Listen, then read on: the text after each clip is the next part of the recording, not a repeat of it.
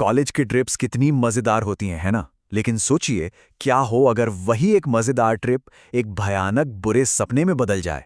तो आज हम भारत की एक ऐसी ही बदनाम जगह की कहानी में चलेंगे, जहां एक मजेदार दिन एक खौफनाक रात में तब्दील हो गया था।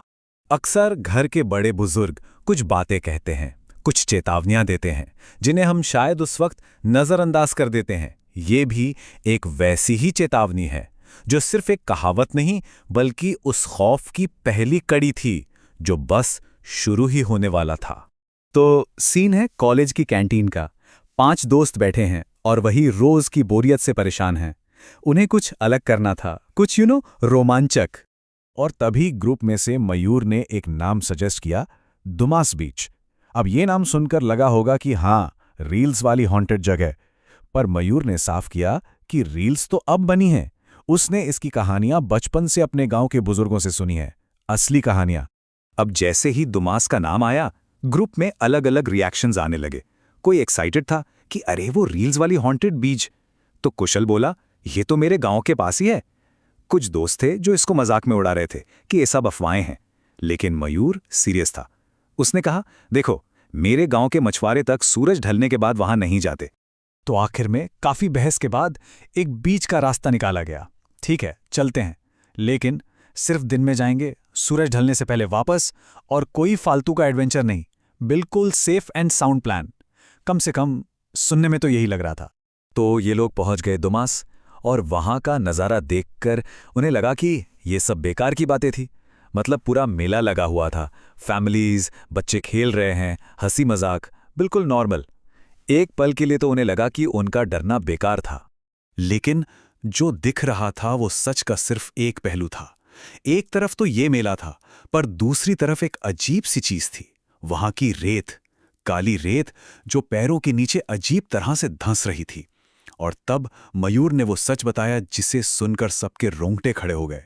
उसने कहा, ये कोई आम बीच नहीं, ये एक शमशान घाट है, सदियों पुराना। और ये काली रेत, ये रेत नहीं, ये मरे हुए लोगों की राख है। यहां तक कि कई लाशें आधी जली हुई ही इस रेत के नीचे दफन हैं। और तभी जब वो ये सब प्रोसेस कर ही रहे थे, उन्हें एक बुजुर्ग आदमी दिखा, जो प्लास्टिक की बोतलें उठा रहा था। उसने इन दोस्तों को देखा और एक अजीब सी मुस्कुराहट के साथ गुजराती में कहा, आती नीचे घना लोग सुई रहा छे। मतलब इसके नीचे बहुत से लोग सो रहे हैं। और इससे पहले कि दोस्त कुछ समझ पाते, उसने एक और बात कही कि ये शमशान का वो हिस्सा है जहां सिर्फ राख नहीं, मुर्दा जिस्म भी मिट्टी में मिल जाते हैं। बस इतना सुनते ही वो जो हंसी मजाक का माहौल था ना, वो एकदम से सन्नाटे में बदल गया।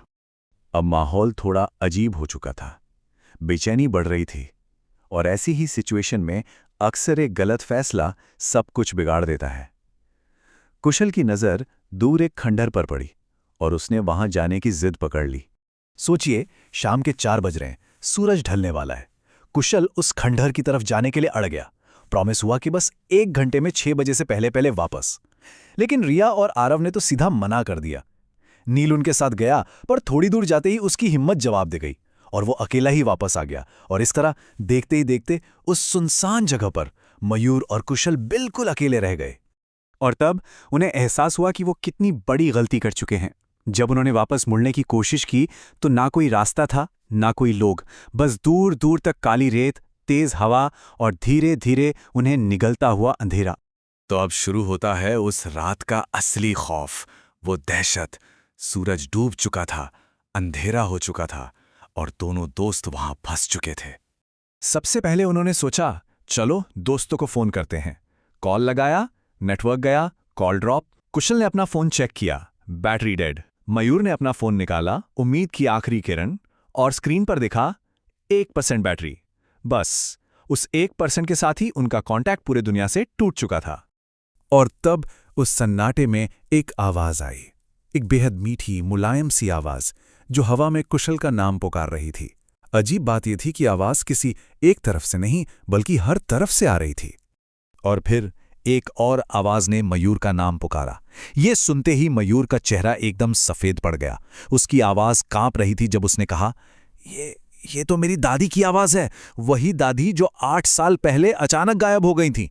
अब ये डर सिर्फ उस जगह का नहीं था, ये डर उनके अंदर घुस चुका था।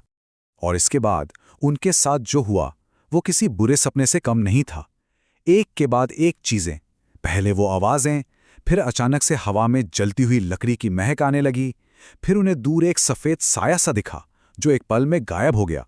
इसके बाद ना जाने कहां से दर्जनों कुत्ते आ गए और उन्हें घेरकर भौंकने लगे। और हद तो तब हो गई जब उनके सामने से एक पूरी शव यात्रा गुजरी। राम नाम सत्य है की आवाजें उनके कानों में गूंज रही थीं। उन्हें लगा इससे बुरा अब क्या होगा, पर वो गलत थे, क्योंकि इसके बाद समंदर से एक बहुत बड़ी चमकती हुई परछाई ऊपर उठी। बस इतना काफी था। उनका दिमाग और शरीर दोनों ने जवाब दे दिया था। इस लगातार हो रहे आतंक को वो और झेल नहीं पाए। चक्कर आया और दोनों के दोनों उसी काली रेत पर गिरकर बेहोश हो गए। सीन बदलता है। अगली सुबह उनके बाकी दोस्त, फैमिली और पुलिस सब उन्हें ढूंढने के लिए बीच पर पहुंचे हुए थे। काफी ढूंढने के बाद वो मिले। दोनों दोस्त समुंदर के किनारे बेहोश पड़े थे, एक दूसरे से थोड़ी दूर। उनके जिस्म ठंडे पड़ चुके थे और गीली काली रेत उनसे चिपकी हुई थी। उस रात का असर बहुत बहुत गहरा था। जब उन्हें होश आया तो दोनों तेज बुखार में तप रहे थे। कांपते हुए उन्होंने उस रात की पूरी दास्तान सुनाई। मयूर पर तो इसका इतना असर हुआ कि वो आज भी, इतने सालों बाद भी, नींद में चीख उठता है। ये उनके लिए सिर्फ एक कहानी नहीं, एक ऐसा सबक था जिसे वो कभी नहीं भूल सकते। और वहां के लोकल लोग, वो आज भी इस बात को मानते हैं कि दुमास का शमशान रात होते ही जाग जाता है। और ये पूरी कहानी आखिर में हमें एक सवाल के साथ छोड़ जाती है।